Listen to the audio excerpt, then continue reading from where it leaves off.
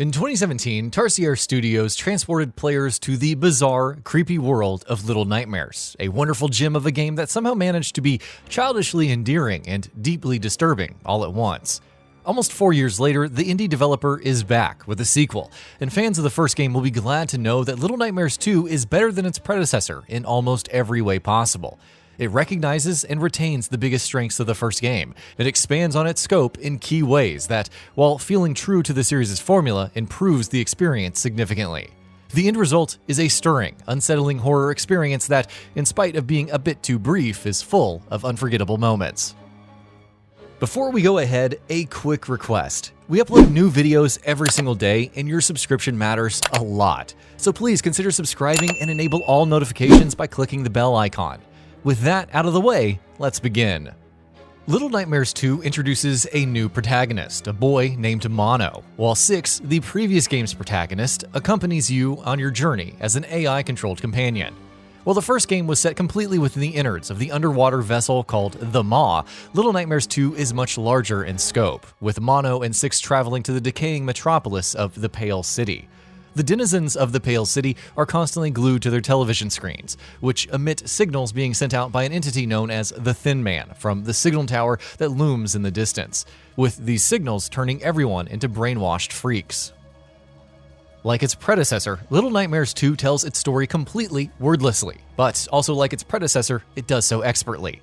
The environmental storytelling is on point here, whether that's through easily missable cues in your surroundings that tell the story of a particular location, or through grand and large-scale vistas and sequences that paint a grim picture of this horrifying world.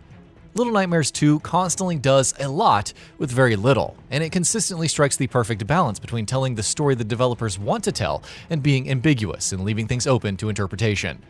All of this also culminates in a terrific, shocking ending. I can't say much about it for obvious reasons, but the final few minutes of the game deliver some major surprises that I did not see coming and am still thinking about. Tarsier Studios also uses the larger scope of Little Nightmares 2 to flesh out the game's world in incredible ways. From a forest, to a school, to a hospital, to the ruins of the Pale City, the game takes you to a variety of different locations, and each of them sport excellent visual and art design. Every single room you find yourself in has its own story to tell if you just take a knee and look around for long enough, and collectively, the entire game does an excellent job of painting a clear and rather bleak picture of what Little Nightmares' world looks like outside of the Maw. The art and visual design of the game has a huge role to play in that, as you'd expect. From the grotesque monstrosities and horrors you run into, to multiple scenes of striking imagery, Little Nightmares 2 is a visually stunning game. Lighting is also used to great effect, with the plumes of mist and pervasive darkness of the hospital, for instance, being lightened ever so slightly by the weak and flickering beam of illumination from your flashlight. Strong art design and impressive technical elements are constantly working hand in hand in Little Nightmares 2 to make every second of this creepy journey through hell come alive.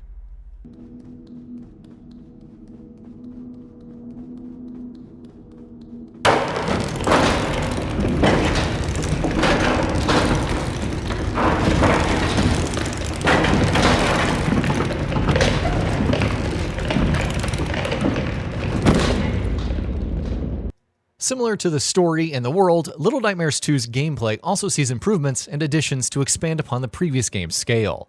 The biggest addition here is, of course, the fact that you now have an AI-controlled companion with you. Barring a few sections, 6 and Mono spend most of the game in each other's company, and the game leverages their cooperation to great effect. Exploration and puzzles often require the two to work together, and the execution is solid enough that you truly feel 6's absence in the sections where she's not with you. Puzzle design itself also deserves plenty of praise. None of the puzzles you run into are brain teasers by any means, but there's an undeniable quality to their simplicity. The game also keeps mixing things up and rarely ever reuses ideas or mechanics from major puzzles, so monotony and repetition never set in either. Little Nightmares 2 also introduces combat into the equation, though it handles combat in the most Little Nightmares way possible. Instead of being a constant underlying mechanic, it is instead much more contextual. Every now and then, Mono can pick up blunt weapons scattered around the environment, like hammers or lead pipes, to attack enemies with. Mono's movement as he drags these heavy weapons behind him is impeded, while every swing is a slow and deliberate action, which means Little Nightmares 2 manages to keep things slow and deliberate, even during the more out-and-out moments of confrontation. Combat situations contribute greatly towards injecting variety into the kinds of scenarios you find yourselves in and the hurdles you face, and are used sparingly enough that they don't ever lose their value. Occasionally, though, shoddy hit detection can make things a bit frustrating, while the windows in which you have to attack enemies also tends to be a bit too small and specific. Mono isn't the most durable character, and all it takes to kill him is a single hit, so having to reload from checkpoints repeatedly through no fault of your own can be a little grating. In spite of the addition of combat, though, horror and stealth are still paramount in Little Nightmares 2. Anyone who's played the first game will know how adept Tarsier Studios are at crafting these tense encounters with enemies, be the kind that they require stealth or the kind that serve more as dramatic set-piece moments, and Little Nightmares 2 is brimming with such moments as well.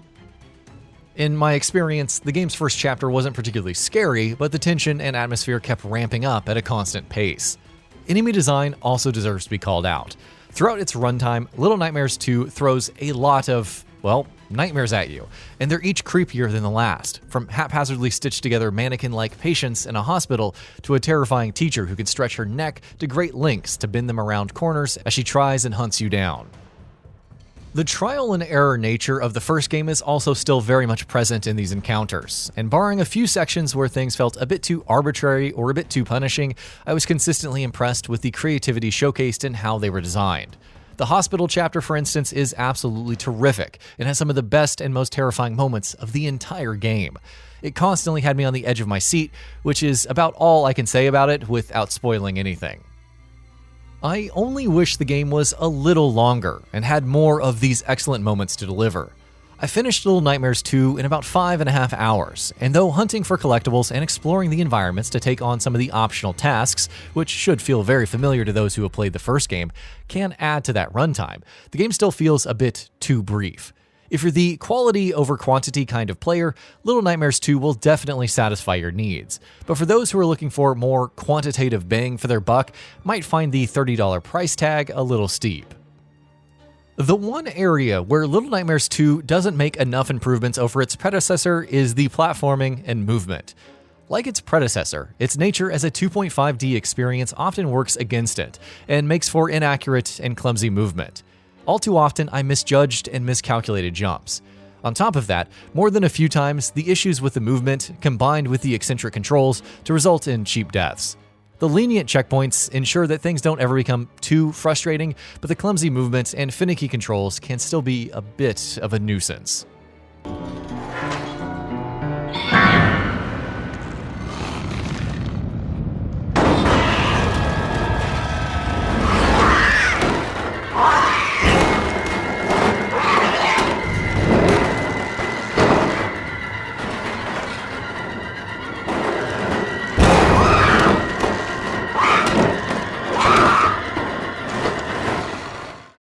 Be that as it may, whatever moments of frustration exist in Little Nightmares 2 are mostly limited to rather specific situations. They're also all too brief, much like the game itself actually.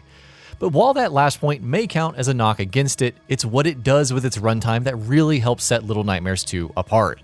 It makes every single moment count to craft a truly unsettling experience, and to wordlessly deliver an expertly paced and impactful story. If you are already a fan of the original game, Little Nightmares 2 goes bigger and better in the ways that any great sequel should. Even if you haven't had the pleasure of playing through its predecessor though, Little Nightmares 2 serves as the perfect entry point into this disquieting horror series. And that brings us to the end of the video. A quick request before we conclude. We upload new videos every single day, and if you like what we're doing, please consider subscribing. It really helps us out. Also, don't forget to enable all notifications by clicking the bell icon so that you can receive daily video updates. Thanks for watching.